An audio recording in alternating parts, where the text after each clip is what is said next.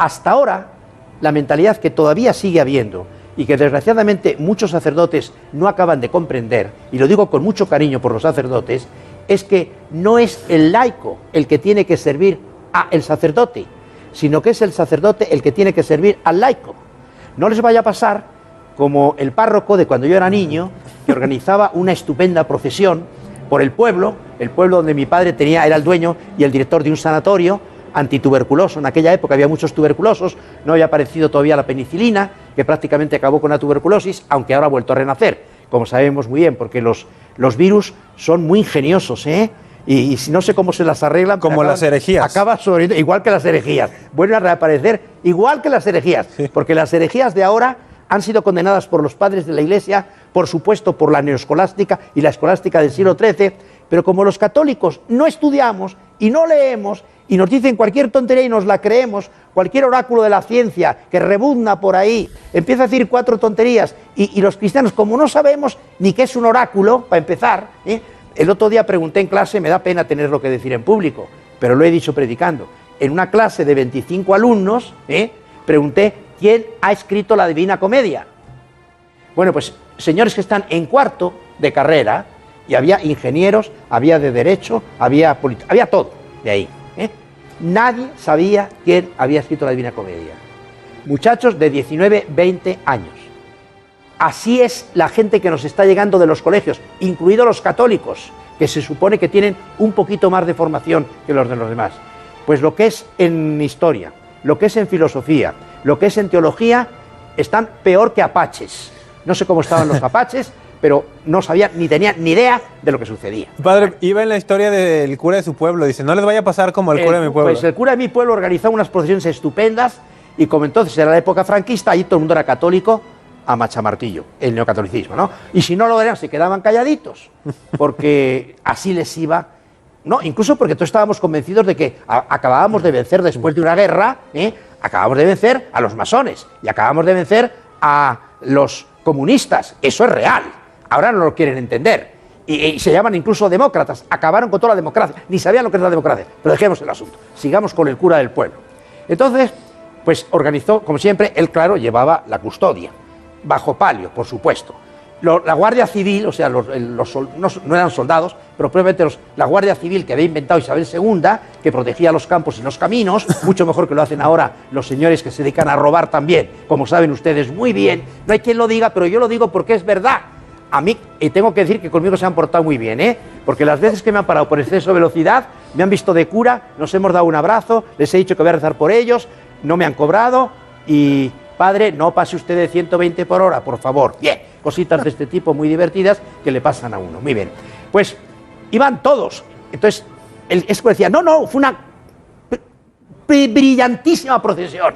Estaban, pues, las fuerzas vivas del pueblo, los sacerdotes, los que me ayudaban, la Guardia Civil, el presidente municipal, los alcaldes, todos los que estaban por ahí, y al final decían, los restos de mi parroquia, pues el 99% eran los restos de su parroquia, que eran las mujeres normales, los hombres normales, bueno, no es que los otros sean anormales, me refiero desde el punto de vista sociológico, los médicos, los abogados, que no había casi más, agricultores, campesinos, ganaderos, que era lo que había en ese pueblo.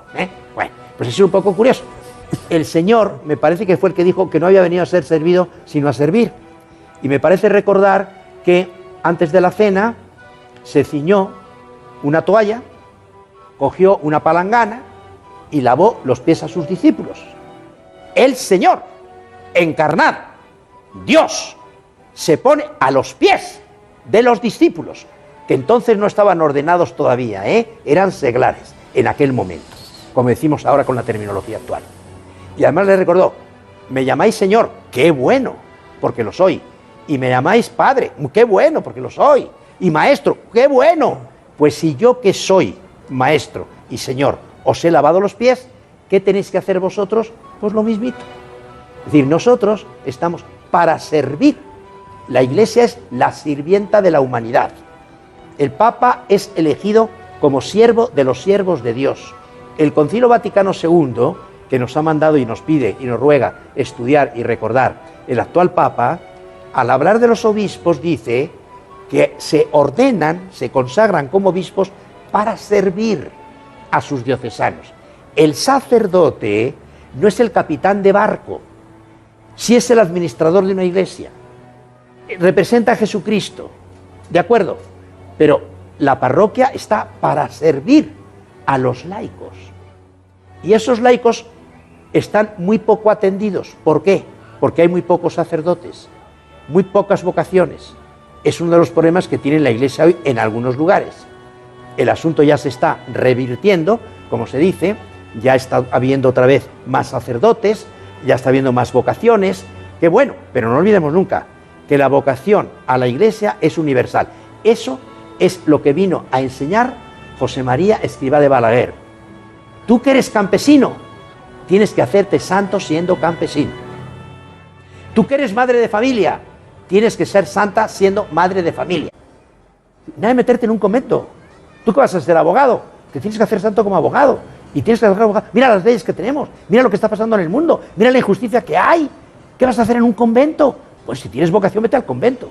Pero si no tienes vocación para el convento, vamos a quedarnos en el mundo a fregarnos. Vamos a bajar al ruedo, no ver los toros desde la barrera, ni desde tampoco los asientos donde se ponen los espectadores. Bueno, Dios nos llama a servir. Por eso nos enseñaba, como decían, materializar la vida espiritual, evitando la tentación de llevar como una doble vida.